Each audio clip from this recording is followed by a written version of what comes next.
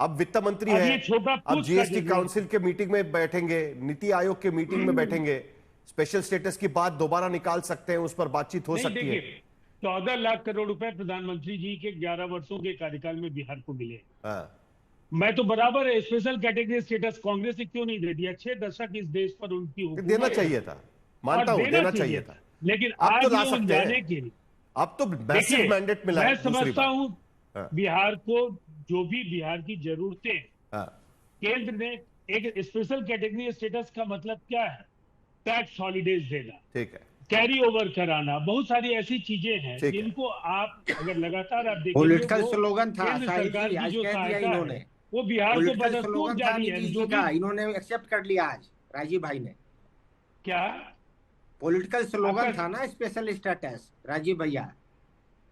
सुनिए, कम से कम हम लोग जंगल राज से तो आके निकल करके विमर्श तो हम लोगों ने बदला था ना चलिए, बिहार का। चुनाव खत्म हो गया। स्पेशल आप कैटेगरी फाइनेंस आपके स्टेटस हो, पास चला गया है। नहीं नहीं, अब तो बिहार बुलडोजर यार, राज होगा कि नहीं होगा ये भी पूछना पड़ेगा। 2.8 कम हो गया। जल्दी से आशुतोष, उसके बाद प्रेम शुक्ला जी के पास मुझे जाना है, क्योंकि सवाल घूम फिर कर यहां पर आकर रुकता है कि क्या बीजेपी ने जिस तरीके से कुछ डिपार्टमेंट्स अपने पास लिए हैं, क्या बीजेपी के लिए फ्यूचर रोड मैप बनाने की कोशिश शुरू हो चुकी है? आशुतोष, देखिए साहिल, कोई भी आदमी जो समझदार होगा वो ये नहीं कहेगा कि नीतीश कुमार के जमाने में बिहार में विकास नहीं हुआ। हाँ। मैं जब IBN 7 में था 2010 में, मैंने मेरी लीडरशिप में नीतीश कुमार जी को बेस्ट चीफ मिनिस्टर का अवार्ड दिया गया था, मेरी लीडरशिप में, मैं वहां पे था उस वक्त। लेकिन जो इकोनॉमिक डेटा होता है वो रिलेटिव डेटा होता है। हाँ। अभी इन्होंने बिजली की बात की, per capita power availability national level पे 1221 किलोवाट है, बिहार के अंदर सिर्फ 373, 1/4। क्यों पिछड़ा है भाई? नहीं, इंडस्ट्रियलाइजेशन जब होना शुरू होगा तो पर कैपिटा भी बढ़ेगा। राजीव जी, मैं एक देखिए, अभी तो डोमेस्टिक कंजम्पशन जो भी है वो राजीव उसके जी एक बार जरिए ये एक बार आपका मेरी बात सुन लीजिए, एक डेटा और सुन जी। लीजिए। मैं एक डेटा, आप इंडस्ट्रियलाइजेशन कैसे होगा? जब कारखानों की संख्या बढ़ेगी, इंडस्ट्री आएगी। 2011 में बिहार में जो इंडस्ट्री का कंट्रीब्यूशन था, संख्या का जो कंट्रीब्यूशन था अखिल भारतीय में, वो 1.4% था, 1.5% था। 2023-24 में 1.4% हो गया। और 3,429 थे जो घटके हो गए, 3,231 थे, थोड़ा सा बढ़ा 3,459। 15 सालों में ये आपके इंडस्ट्रियलाइजेशन का हाल है। जीडीपी का कंट्रीब्यूशन भी बता दीजिए। मैं और पिछले 6 साल के अंदर बिहार के अंदर जो फॉरेन डायरेक्ट इन्वेस्टमेंट सिर्फ 1600 करोड़ आया है। हाँ। आप कैसे इंडस्ट्रियलाइजेशन करेंगे? आप नहीं, जो मैं सवाल आप जो खड़ा कर रहा 2.5 हूं, लाख कर, आप सेलेक्टिव नहीं हुई आशुतोष जी। सर, मैं 2.5 foreign lakh direct crore investment के रुपए बारे में बात मैं कर कह रहा हूं, मैं सुन लीजिएगा, मैं FDI की भी बात कर रहा हूं और जो बड़े औद्योगिक घराने हैं उन दोनों की दिलचस्पी की बात कह रहा हूं। बिहार में 2.5 लाख करोड़ रुपए से ज्यादा के निवेश के प्रस्ताव आ चुके हैं और हमारे यहाँ SIPB जो है, जो स्टेट इन्वेस्टमेंट प्रमोशन बोर्ड है, वो उस पर काम कर रहा है। पिछले दिनों 42,000 करोड़ रुपए की इंडस्ट्री बिहार में लगी और लगातार, चाहे वो लेदर हो, जो टेक्सटाइल का मामला हो, फूड प्रोसेसिंग के जरिए कई तरह के बड़े प्रोजेक्ट्स लग रहे हैं। इथेनॉल का जाल बिछा है बिहार में। आप बिहार को सीमेंट की फैक्ट्रीज लग रही है, लगातार बिहार में काम हो रहा है। जो असली चुनौती थी 2005 के बाद बिहार में उद्यमी आए, इसके लिए सड़कों की जरूरत थी, बिजली की जरूरत थी और लॉ एंड ऑर्डर की कानून जरूरत व्यवस्था की जरूरत थी, और वो ठीक। सब हमने दे दिया। ठीक है। और अब साहिल जी, जमीन तैयार है। साहिल जी, बिहार का कंट्रीब्यूशन 2000 से जो 4% था नेशनल जीडीपी में, आज कम होके 2.8% हो गया है। ये बिहार का कंट्रीब्यूशन है, जिसको अभी राजीव भाई बता नहीं रहे हैं। ठीक है, बिहार नीचे गया है। लेकिन जल्दी से आशुतोष, मैंने जो ओरिजिनल सवाल पूछा था, बीजेपी ने अपना फ्यूचर रोड मैप तय कर लिया है जिस तरीके से डिस्ट्रीब्यूशन आज देख रहे हैं आप? देखिए, भारतीय जनता पार्टी को बिहार के अंदर अपनी सरकार बनानी है अपने बल पे। ये जो 2025 से लेकर 2030 का अंतराल है, ये उसका रोड मैप है। इसी रास्ते से होकर ही भारतीय जनता पार्टी बनाएगी और गृह मंत्रालय अपने पास रखना उसकी पहली सीढ़ी है। पहली सीढ़ी चढ़ ली आपने प्रेम शुक्ला जी, पहले पायदान पर पहुंच गया। देखिए, भारतीय जनता पार्टी अपने सहयोगियों के साथ हमेशा जो है बेहतरीन तालमेल करके बेहतर सरकार चलाती है। अब कुछ लोग हैं वो भारतीय जनता पार्टी के बारे में भारतीय जनता पार्टी से अधिक जानते हैं।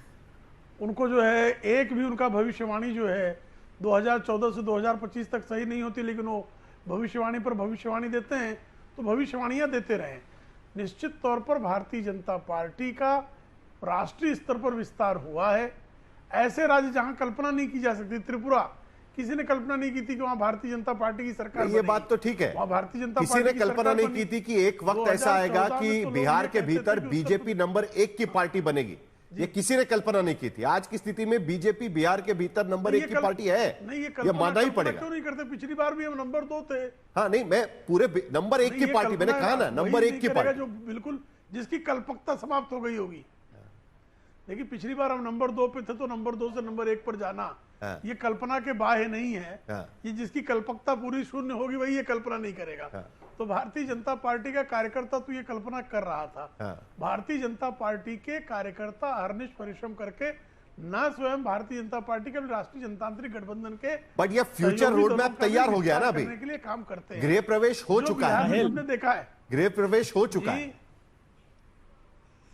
साहिल, हाँ देखिए गृह प्रवेश पहले से ही था, वो गृह विभाग भारतीय जनता पार्टी की गृह प्रवेश तो पहले से ही भारतीय जनता पार्टी का था। साहिल, मैं तो भारतीय जनता पार्टी का शुभचिंतक हूं और ईश्वर से कामना करता हूं कि 2030 या उसके बाद भारतीय जनता पार्टी अपने बल पे सरकार बनाए, उसको किसी का पिछलग्गू बनने की जरूरत ना पड़े। इस पर भी अगर आपत्ति है तो मैं कुछ नहीं कह सकता भाई। करुणा सागर जी जल्दी से, उसके बाद प्रेम शुक्ला जी आखिर में बोलेंगे। साहिल जी, मैं जरा विकास की जो चर्चा अभी हो रही थी, तो इस तरह से जेडीयू के प्रवक्ता और बीजेपी के प्रवक्ता इस तरह से बात कर रहे हैं जैसे 20 साल के बाद ये पहली बार सरकार में आए हैं। 20 साल तक विपक्ष में थे। इन्होंने कहा कि इंडस्ट्रियलाइजेशन होगा और इनके गृह मंत्री बोलते हैं कि इंडस्ट्रियलाइजेशन की संभावना नहीं है क्योंकि यहाँ पर लैंड अवेलेबल नहीं है।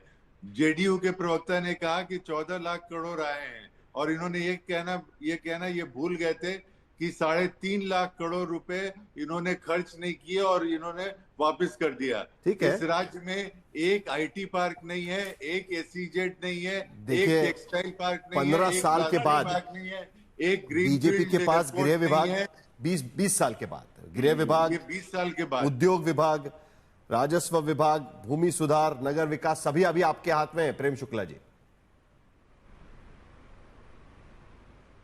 इसलिए बिहार का बेहतरीन विकास होगा। अब ये तो कर्नाटक में कांग्रेस की सरकार रहती है और जेल से आतंकवादी जो है लग्जरी का ये करते हैं और मोबाइल फोन पे बात करते हैं, तो कर्नाटक जैसा कुशासन थोड़े चलाएंगे, बल्कि जो है बिहार में सुशासन की संस्थापना, बिहार का विकास संसाधन संस्थापना में हमने सफलता प्राप्त कर ली है। अब ये पुलिस अधिकारी हैं पूर्व, इनको बेशर्मी से ये कह रहे हैं भाई कर्नाटक में जिस तरह से आतंकवादियों को आप सुविधाएं प्रदान कर रहे हैं, नहीं तो अभी ये बता रहे हैं कि आप कैसे प्रशासन जल्दी से ये भी बता दीजिएगा कर्नाटक जैसे राज्य को भी बिहार में अब सुशासन का मॉडल ये योगी आदित्यनाथ के तर्ज पर होगा क्या? अब बिहार के भीतर सुशासन का मॉडल बुलडोजर का मॉडल होगा या इनकाउंटर का मॉडल होगा? क्या उस तरह कोई मॉडल भी तो चेंज होगा ना, क्योंकि आपके पास अभी आ चुका है। फर्स्ट डे फर्स्ट शो तो हमने देख लिया। अब वो भारतीय जनता पार्टी के विविध राज्य जो हैं आदरणीय मोदी जी के मॉडल को स्वीकारते हैं। चलिए, मोदी जी के मॉडल में मोदीत्व में सब शामिल है। चलिए, और इसी तरीके से अब बिहार के भीतर बीजेपी का गृह प्रवेश हो चुका है, यानी गृह विभाग बीजेपी के पास आ चुका है। अब आगे के 5 साल सरकार पर किसकी छवि हावी होती है उस पर भी नजर बनाए रखें।